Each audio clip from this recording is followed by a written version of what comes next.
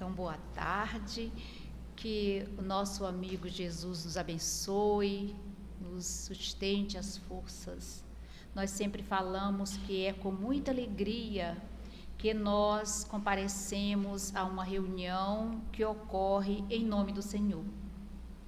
É com muita alegria que nós nos fazemos presente em uma de suas casas, porque é uma oportunidade que temos de juntos relembrarmos os seus ensinos. E assim, aumenta em nós as possibilidades de termos ideias renovadas, de vermos a vida que estamos a viver de outra maneira.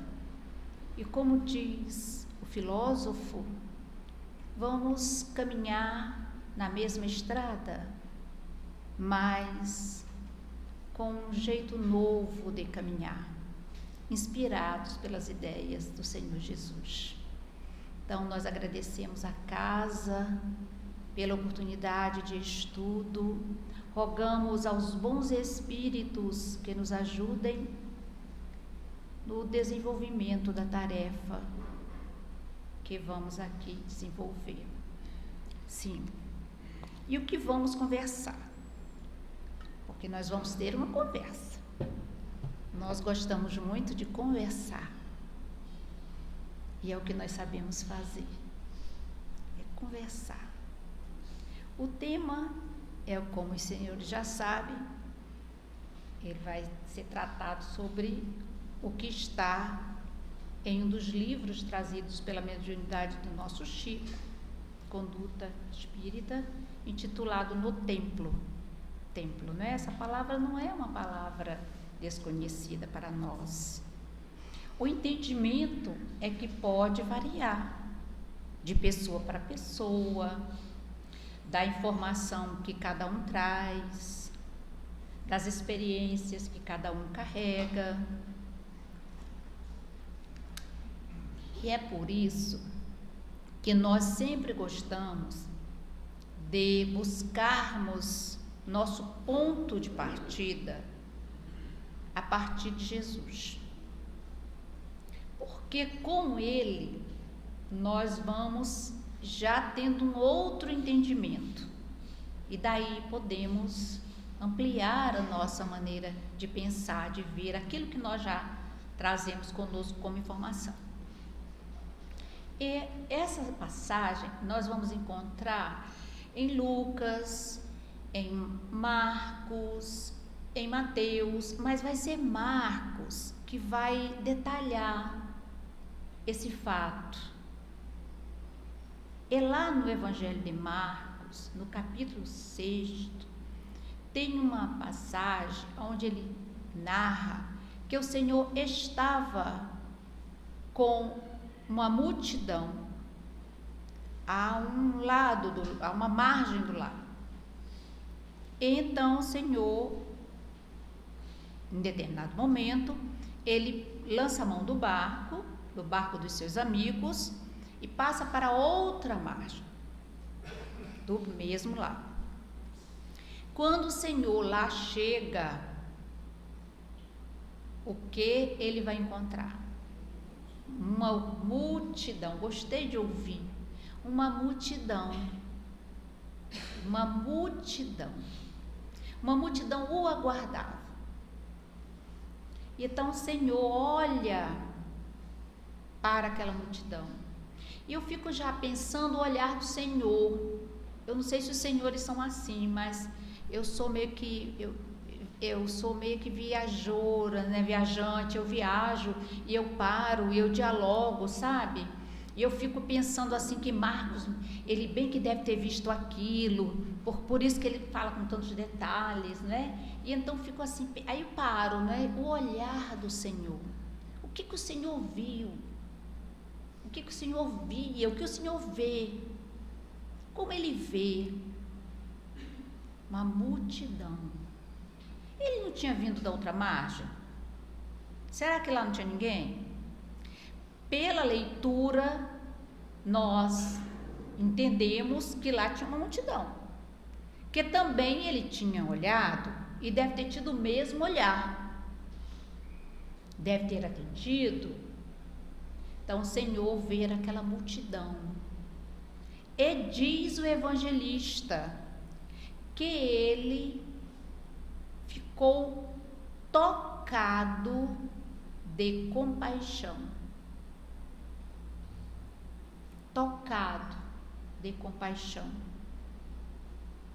Porque ele viu ovelhas sem pastor. Porque ele sentiu naquela multidão, ou talvez até na outra, a que ele havia se despedido há poucos minutos, também uma multidão, em busca de um norte, de um pastor. Continua o evangelista.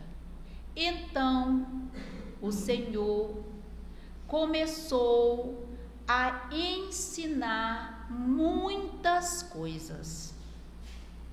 Eu fiquei muito triste porque depois não tem o que ele ensinou. Mas por que ele não falou o que ele ensinou? Claro, só nós lermos o Evangelho que nós vamos encontrar os ensinos do Senhor, né? Mas essa multidão, é isso que nós queremos falar. Essa multidão que buscou, que busca, que anseia por ouvir o bom pastor. O pastor que de certo vai conduzir estas ovelhas, que somos todos nós, para a travessia. Para a travessia aonde nós vamos lidar com as nossas necessidades. Aquele local, pela citação do evangelista, era de fato à margem de um lago. O local anterior, aonde o Senhor se encontrava, também era à margem de um lago. Mas ainda visitando os escritos, as notícias destes amigos íntimos do Senhor, nós vamos vendo que estes encontros se davam em muitos outros lugares. Em algum momento nós vamos ler que o Senhor estava no pé do monte ou no topo do monte, se utilizando do ambiente aonde o povo já estava, ou em estando o povo tendo notícias, essa multidão corria ao seu encontro.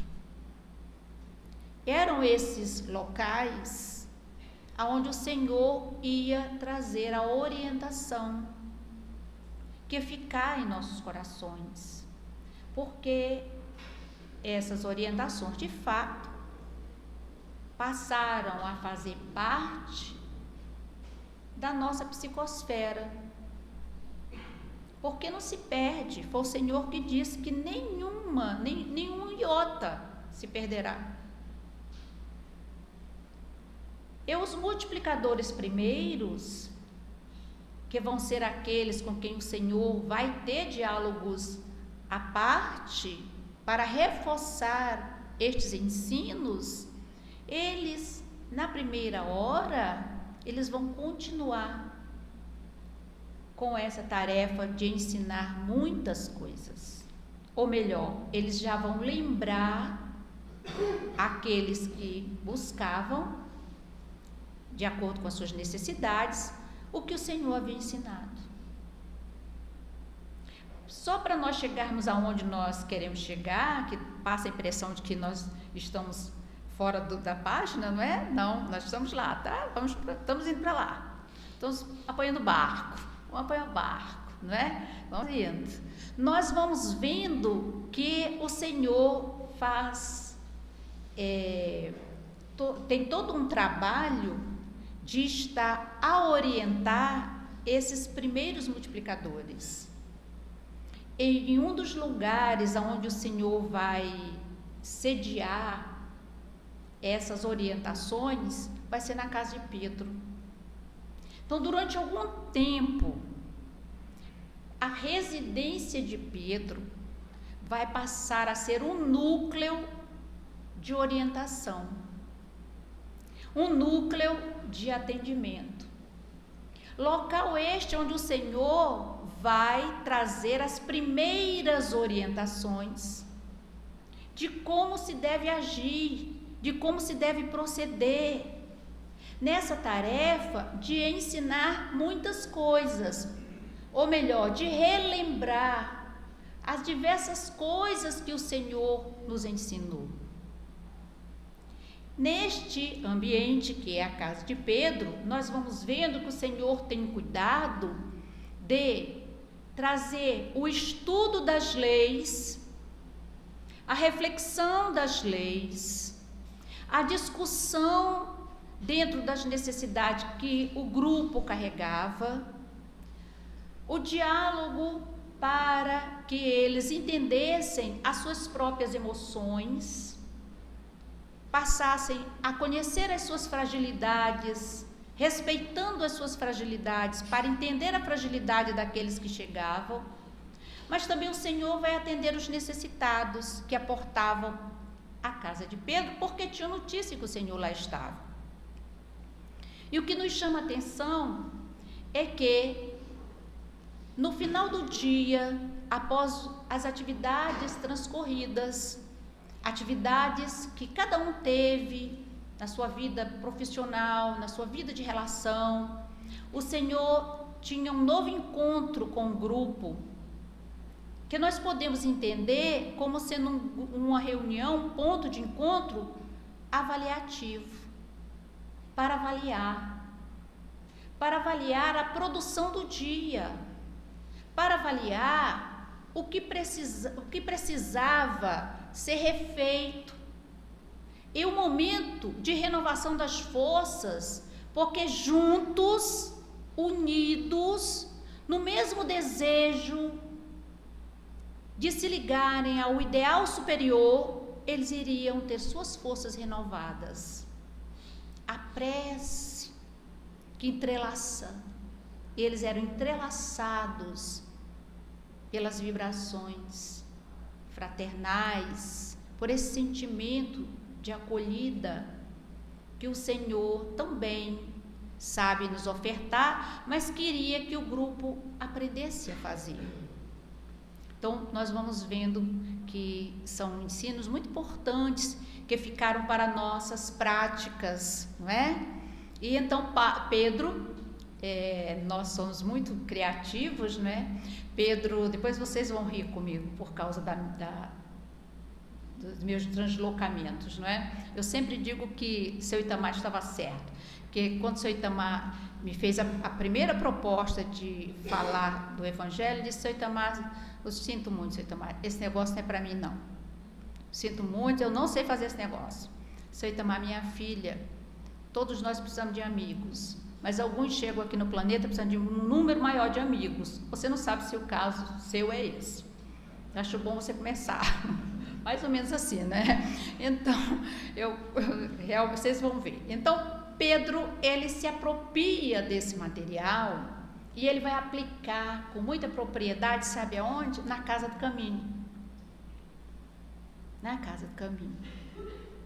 E prestemos atenção que nós vamos encontrar uma outra figura do Evangelho que vai juntar as experiências dos seus estudos, do seu aprendizado, mas as suas dores, as suas decepções, o seu encontro com o Cristo de Deus, a comparação à luz da sua inteligência, mas a acolhida que ele vai ter posterior na Casa do Caminho, a mesma Casa do Caminho que foi o ponto de, vamos dizer assim, de estranheza dele com a vida, vamos supor assim, ele vai entender a dinâmica do que é ensinar muitas coisas, ou melhor, relembrar as diversas coisas que o Senhor nos ensinou.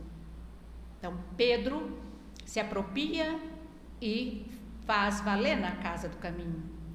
E o segundo personagem, que nós não falamos o nome, mas os senhores já sabem, Paulo, vai posteriormente em suas cartas às diversas congregações que foram sendo criadas, ele vai trazer a orientação dentro dessa ótica, dentro dessa dinâmica. Aí vocês vão rir, né? Eu falei assim, tá certo, né? Pepa, né? Não é? Pepa, personagemzinho que as crianças gostam muito. Pedro e Paulo, né? P de Pedro. Então vamos lá, tema, não é? Pronto, acabou. Então agora é sério, não é isso? Então Paulo vai trazer, e nós vamos vendo que só nós nos debruçarmos nas cartas, principalmente a primeira carta a Coríntios, tem pontos muito importantes que vale a pena nós, enquanto trabalhadores da seara, estudarmos com muito carinho, com muito afinco, né? Então, o templo vai ser esse local que nós entendemos, um local especial. Os Espíritos trazem para nós que esse local onde nós nos reunimos para esse movimento de juntos fazermos as nossas orações, buscarmos nosso encontro com as nossas necessidades, rogando aos céus que os benfeitores, nos atendam. E nós estamos num templo, numa casa espírita. Nós estamos numa reunião, numa congregação. Uma congregação viva, porque ela só existe porque sujeitos, individualidades se fazem presente no interesse de aqui estar. Estas congregações, estas reuniões, elas têm valia quando elas estão seguindo a proposta do Senhor Jesus, que quando um ou mais se encontrar reunido em meu nome, eu aí estarei. Mas, queridos, o negócio é a gente entender o que o Senhor quis dizer, está reunido em nome dele.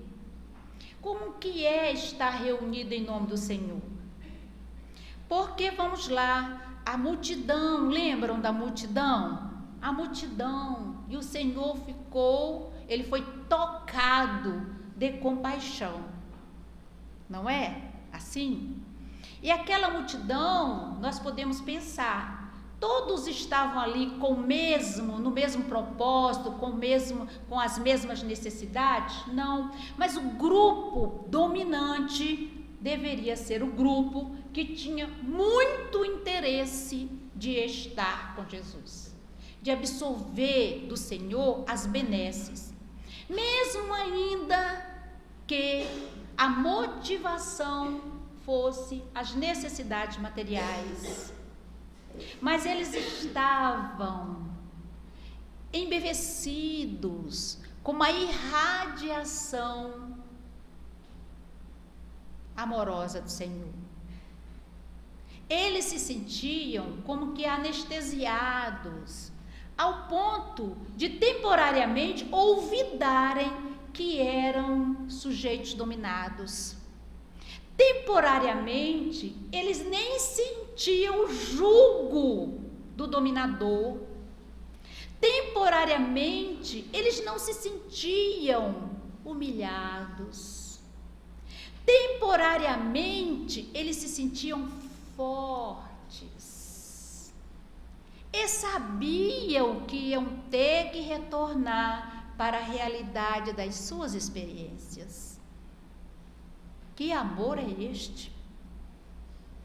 E está lá escrito, o Senhor ensinou muitas coisas. Eu fiquei chateado mesmo com Marcos, porque ele não disse, e como ele não responde, porque graças a Deus que papel não responde, né, que eu estou bem, né, ainda não preciso ir para Jurujuba de vez, ainda bem que o atendimento é ambulatorial presentemente, né? Então, precisamos entender a nossa realidade. Nós estamos num templo espírita. Pois sim. E como isso começou? Desde muito antes, né? Porque nós vimos que o Senhor já nos preparava para termos reuniões como essa, não é assim? Não é assim? Então, tudo bem. Mas as notícias que nos chegam é que a primeira instituição espírita, documentalmente fundada, vai se dar em abril de 1868. É a primeira, que vai ser a sociedade, né? E ali Kardec já coloca a base que deve ser, em que base deve se sustentar esse trabalho. Que deve ser um trabalho sério, que deve ser, essas reuniões devem ser sérias no sentido do respeito, do compromisso, do envolvimento, da boa vontade, que não dispensa o estudo, porque sem estudo não tem como eu entender. Eu nem sei o que é sério. É sério é o quê? Cara fechada? Então, sério, eu não posso dar bom dia? Como é que eu vou me comportar? O que eu devo fazer?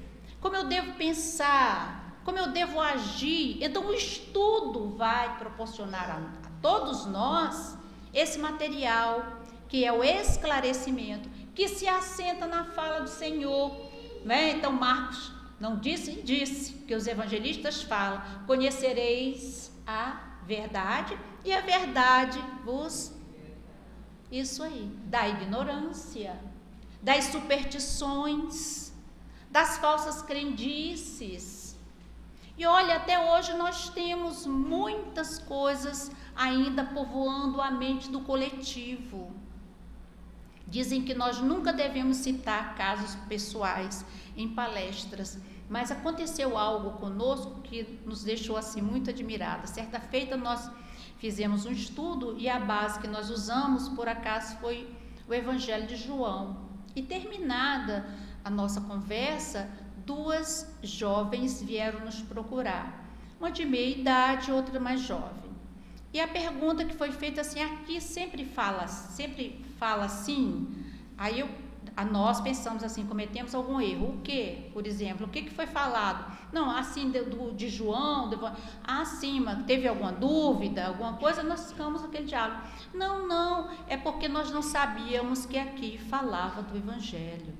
Eu falei: sim, mas é sempre assim? Eu digo: olha, a instituição, a casa espírita, a doutrina espírita tem como proposta reavivar o cristianismo primitivo. Acender em nossos corações e nossas mentes os ensinos do Senhor, para que nós carreguemos conosco e no esforço de cada dia venhamos trazê-los para a nossa vivência. Sim, mais ou menos isso. Sim, porque eu pensei que aqui morasse o diabo. Olha só, quer dizer, a pessoa estava muito assustada. E uma agarrava o braço da outra, coitadinha, que quase que arrancava o braço, mas penduradinha mesmo, né? Aí eu falei assim: olha, eu nunca vi, eu não conheço ele. Infelizmente não posso te dar notícia do tal, não é? Mas aqui, até onde eu sei, como toda instituição espírita que eu conheço, nós falamos do Evangelho do Senhor. Né? Então é para nós vermos que se faz necessário o estudo, se faz necessário nós conhecermos os fundamentos da doutrina espírita, se faz necessário que nós tenhamos um embasamento. Para isso nós precisamos estudar a codificação, nós precisamos nos relacionar com os livros de Kardec.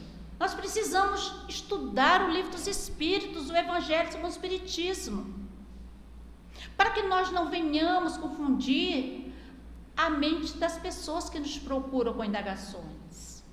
O Evangelho do Senhor é um só. O Evangelho segundo o Espiritismo vai ser uma abordagem do Evangelho sobre a luz da doutrina espírita, a luz da mensagem dos bons espíritos. Não é um novo livro, assim. A Bíblia é um livro só, o Novo Testamento e o Antigo Testamento. Nós precisamos conhecer quem são os evangelistas. Nós precisamos ter uma relação com as lições que o Senhor nos deixou, se faz necessário. É de muita importância. É de muita importância que nós tenhamos entendimento do que se passa numa reunião. Como se dá uma reunião espírita? Qualquer reunião. Nós precisamos entender a dinâmica de uma casa espírita. Como se forma essa casa espírita? Essa casa espírita, ela tem a sua construção no plano físico, das formas, mas essa construção não se limita só a esse espaço. Essa construção se estende além do que os nossos olhos percebem. Que muito antes dela ser fundada no mundo das formas, ela já estava a funcionar no mundo extracorpóreo.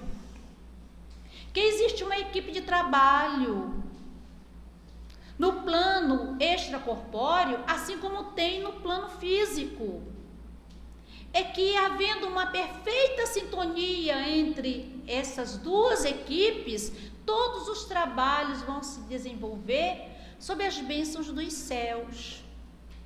E nesse contexto, cada um de nós que comparecemos a cada reunião, nós passamos a ser um elemento integrante, participante, colaborador, tarefeiro. E tem uma página de Emmanuel que tem como título O Centro Espírita, que ele diz que mesmo aquele que esteja na condição de visitante, este está na condição de tarefeiro. Então, esse é um templo espírita, aonde os atendimentos vão acontecer para a multidão da qual nós fazemos parte, mas que não se limita a nós, os encarnados, que os que nós também não estamos vendo com os olhos da matéria, estão em atendimento. Que durante o tempo que nós aqui estamos a dialogar com os ensinos do Senhor, estes irmãos também estão sendo esclarecidos. E pasmem, queridos amigos, que muitos dos que fazem parte deste momento fraternal são convidados nossos, são responsabilidades nossas, porque fazem parte da nuvem que nós carregamos e que por acaso teve a permissão dos céus, diante de uma prévia avaliação, para que eles adentrassem o recinto. E que outros companheiros que também fazem parte do nosso grupo não adentraram, mas estão lá fora. E por não terem tido condições de receber o benefício de estar aqui na íntegra, nem por isso estão fora das graças do Senhor. Que o som que aqui está, a espiritualidade faz com que se propague até aqueles que queiram se beneficiar. Tudo isso acontece porque nós aqui estamos reunidos em nome do Senhor Jesus. É só isso, simplesmente assim. E então, para nós não nos perdermos, nós vamos apenas pensar algumas coisas, porque são tantas coisas que queríamos falar, que é tão gostoso falar da doutrina espírita, é tão bom falar de Jesus, né? Nosso querido André Luiz, ele diz que o templo é o local previamente escolhido para encontro com as forças superiores. Previamente organizado, desde antes desta edificação, o planejamento já havia sido concluído, e os participantes no plano das formas já haviam sido convidados. E nós, para aqui chegarmos, recebemos o convite anteriormente, muitos de nós através do sono, da nossa última noite. E tivemos que confirmar nossa presença. E confirmamos. Chegamos. E a espiritualidade, muito antes de nós, teve cuidado de magnetizar cada cadeira com um fluido apropriado para que nós fôssemos acolhidos dentro da nossa necessidade. Mais adiante ele vai dizer que para tal nós necessitamos do silêncio. Silêncio é prece. E esse silêncio é o silêncio mesmo. Silêncio da fala, silêncio para nós ordenarmos os nossos pensamentos. Previamente é quando nós podemos conversar com os nossos benfeitores, dialogar com eles. Olha, eu estou aqui, estou na pior. Estou com medo danado. Ó, o negócio tá bom não, hein? Assim, de irmão para irmão. Conversar.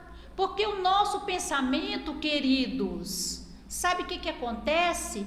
Vai à velocidade da luz. Eu nem sei o que é isso, velocidade da luz. Para dizer a verdade, eu sei que tem estrela que a gente vê no céu que diz que elas não existem mais. Isso é a velocidade da luz. Se vocês entendem, tem algum físico, olha, eu me rendo, estou querendo aula, porque eu não consigo entender isso. Mas é a velocidade da luz. Então, quando eu penso em alguém, quando eu estou sofrendo por alguém, quando alguém está me magoando profundamente, e eu chego previamente a um ambiente como esse e dialogo com os benfeitores, eles vão ao encontro deste amigo, levar a nossa proposta de reabilitação. E nós desperdiçamos.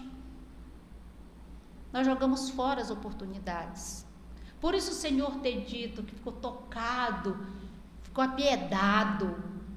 Ele ficou com os olhos na mão e com a mão nos olhos, diante das nossas misérias, mas não é só as misérias que nós carregamos, é a nossa pouca possibilidade de perceber as bênçãos de Deus em nossas vidas a todo instante. Nós não aproveitamos. Mais adiante ele vai dizer que nós precisamos trabalhar a harmonia do pensamento. Se nós ficarmos aqui, é claro que aqui não vai ter isso, olha, isso aí acontece em outro lugar. Mas se ela vai demorar, será que ela vai demorar? Eu vi ela entrar com uma opção de livro, porque eu ainda tenho que dar lanche lá em casa. Vai que ela erre a hora. Eu saí de onde? Pensemos, vamos pensar junto. Nós saímos do campo vibratório que aqui está a nosso favor. Perceberam? A harmonia do pensamento. Qual é a proposta? Vou pensar em Jesus. Vou fazer minhas orações. Vou lembrar de alguma passagem do Senhor. Vou me relacionar com algum benfeitor. Não importa o nome. A misericórdia do Pai nos atende. Pode ser Chico, Zé, Pedro. Não importa. Benfeitor não tem RG. Eles não estão preocupados com isso, não. Eles querem agir em nome do Senhor, em nome do bem. Então, ele vai dizer isso, que nós precisamos ter a disposição de servir. Nós estamos prontos para servir? Então, uma reunião como a que acontece nas casas espíritas ou em qualquer templo, é uma proposta, segundo Emmanuel, para nós conhecermos, para nós nos iluminarmos, para nós contribuirmos, mas tudo, queridos, é para quê? Para ficar só para nós? Se eu conheço, eu começo a dever a quem não conhece. Por imposição? Não. Pelo meu esforço de fazer valer aquilo que eu já conheço. É assim que eu vou dar notícia do que eu já conheço. Então eu vou passar a ser um contribuinte, porque eu vou ser um colaborador. No espaço onde eu estou. Tem um autor que nós gostamos muito, Herculano Pires, ele tem um livro que se chama Centro Espírita. E ele diz que os centros espíritas, eles têm uma função social. Tem uma função social, não é só porque distribui bolsa, porque isso é muito pouco. Não é só pela assistência social no campo material, não, mas é pela renovação das ideias. Porque quando nós saímos com a ideia aclarada, nós vamos retornar ao nosso campo de ação, com a nossa ideia. E de uma maneira ou de outra, essa ideia vai florescer. E nós vamos deixar na sociedade as pegadas da luz que nós recebemos, né? O reflexo da luz que nós recebemos, né? Então é uma escola para a vida, para a alma. E o Chico, ele diz que a casa espírita tem por obrigação evangelizar, consolar, instruir, porque somos todos convidados a aprendermos a Boa Nova, para que a Boa Nova faça parte da nossa vida. E isso é que, se nós podemos entender, é assim que nós vamos entender o que seja uma revolução social, uma transformação social. A proposta da doutrina espírita é transformar a humanidade, mas essa humanidade será transformada à medida que nós optarmos pela nossa transformação, trabalharmos essa modificação. Então, o Templo Espírita nos oferece essa proposta de trabalho. E não é difícil nós entendermos, nós temos só até 6 horas, não é isso?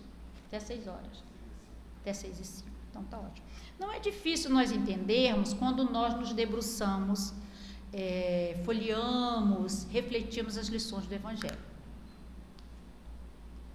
Lembra que nós falamos de Pedro e Paulo? Não tem nada a ver com aquela bonequinha que parece um bichinho rosa, que eu nem sei o que é aquilo. É o quê? Pois é. Olha, então Pedro, né? Paulo. Paulo, ele sabiamente, ele escreve à comunidade de Coríntios algo muito importante. Ele vai trabalhar a questão da unidade no trabalho do Cristo.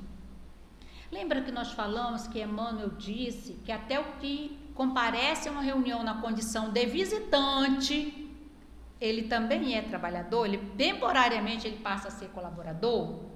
Pois então, nessa carta especificamente, Paulo vai falar, para que nós venhamos entender dessa unidade, dizendo que as congregações, elas funcionam como um corpo.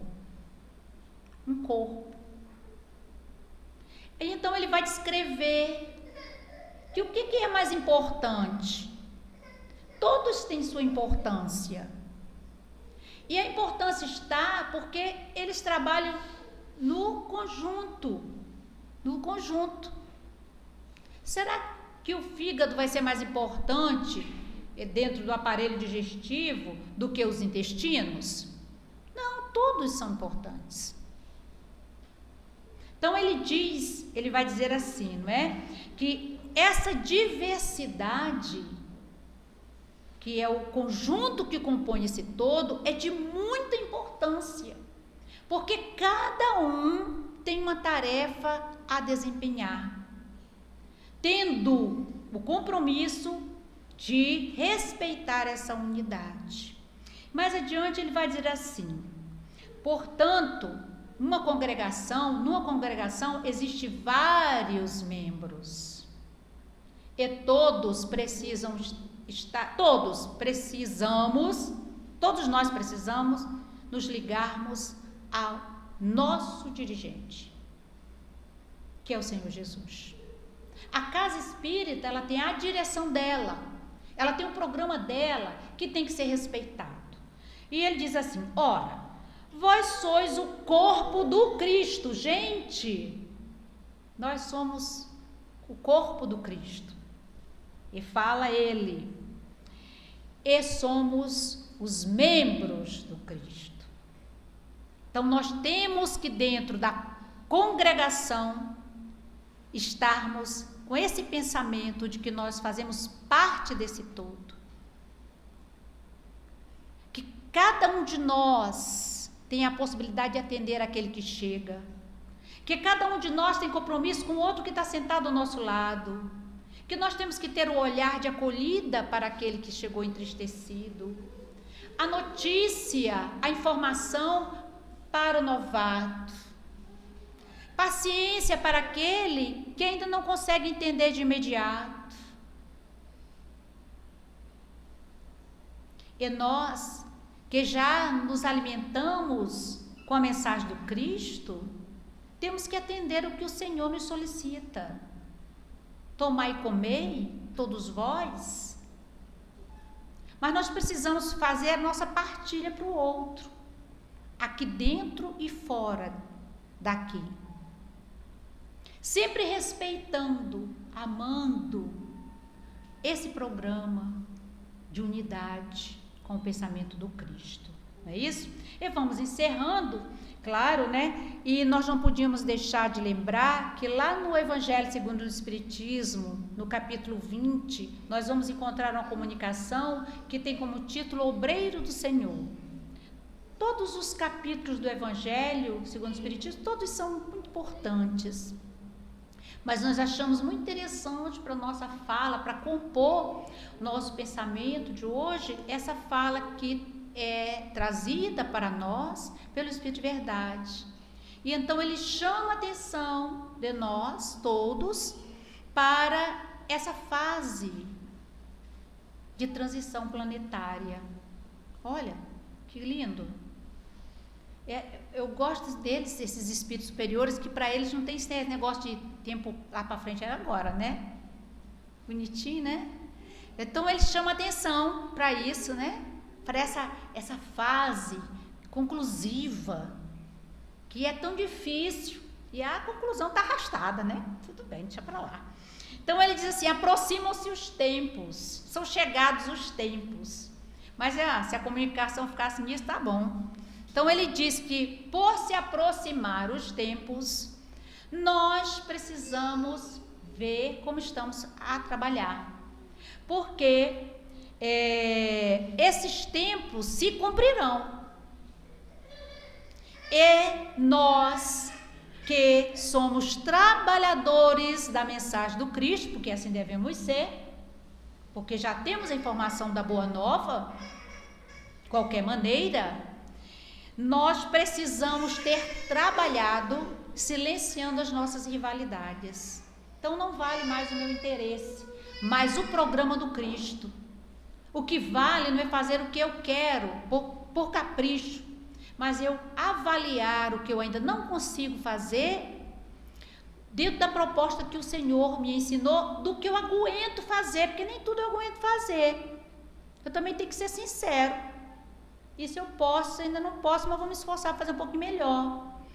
Então, porque quando chegar esta hora, diz a mensagem, nós seremos visitados pelo responsável pela obra, que vai dizer para nós, sejam abençoados, porque todos que trabalharam em prol da divulgação do bem, mesmo silenciando suas adversidades, suas rivalidades, para não prejudicar a obra,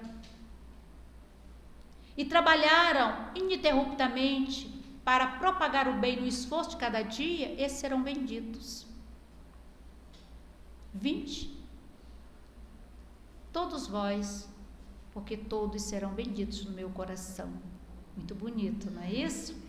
Então, o barco, chegando o Senhor, olha a multidão.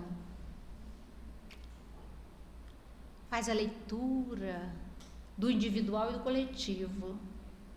E tocado de compaixão, passa a ensinar muitas coisas. O templo é também esse ponto onde os barcos estão ancorados, trazendo a mensagem límpida do Evangelho, através dos trabalhadores do grande além, para que nós aprendamos como fazer com o Senhor Jesus. Que Ele possa nos fortalecer na lida da vida, na nossa tarefa, nas diversas esferas, espaços sociais, na labuta dentro deste corpo, que é o templo espírita, sabendo que o pensamento é do Cristo. E é a Ele que nós devemos ouvir. E que os dirigentes das diversas instituições, unidos no pensamento, no ideal de divulgar a mensagem do Evangelho, de certo estarão sobre as bênçãos dos céus para ajudar a todos nós. Muita paz. E vamos à prece de encerramento.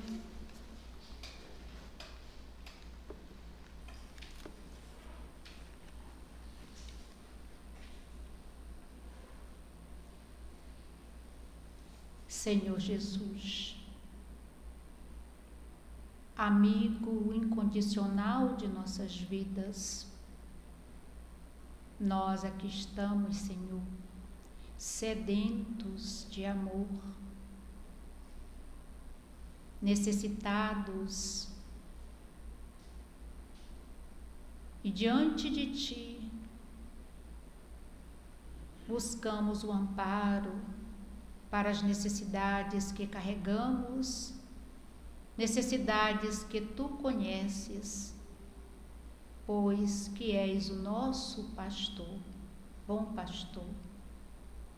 Permita, querido amigo, que os bons espíritos que atuam em Teu nome e, acima de tudo, em nome de Deus, nosso Pai, traga a cada um de nós o benefício de que necessitamos. E que aqueles companheiros que fazem parte da nossa existência, com quem travamos dificuldades, ou com quem carregamos no coração, no campo da afetividade resolvida, possam igualmente receber os benefícios aqui distribuídos. Senhor Jesus, a multidão de sofredores é muito intensa e o Senhor conhece bem. Mas temos aprendido contigo, Senhor, que também é caridade orar pelos necessitados de toda ordem. É por isso, querido amigo, nós te pedimos as tuas bênçãos para os irmãos que, ao longo da caminhada, espalham dores, desavenças, intrigas, porque eles são todos filhos de Deus, doentes em potencial das emoções. Que Maria, nossa mãe, deles se apiede, atendendo também aqueles que na mão desses irmãos passam pela prova difícil do sofrimento expiatório. Abençoa esta casa, Senhor, que é entrelaçada no desejo de fazer o bem, entrelaçado no pensamento dos trabalhadores do plano maior, com os companheiros que militam no mundo das formas, almejam divulgar a tua mensagem, que possa essa casa dar frutos, distribuindo a boa nova.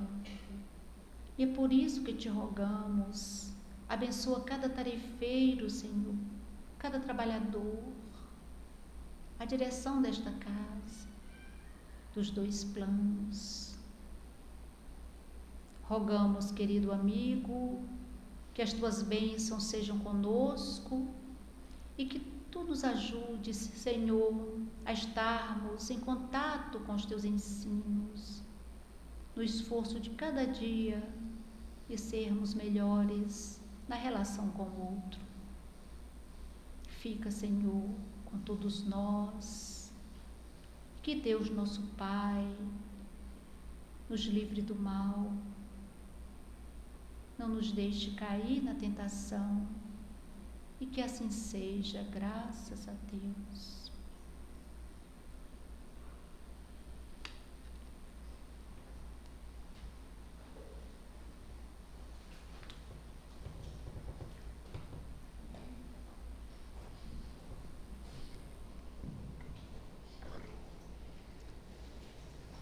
Nesse momento, nós passaremos à terapêutica dos passes.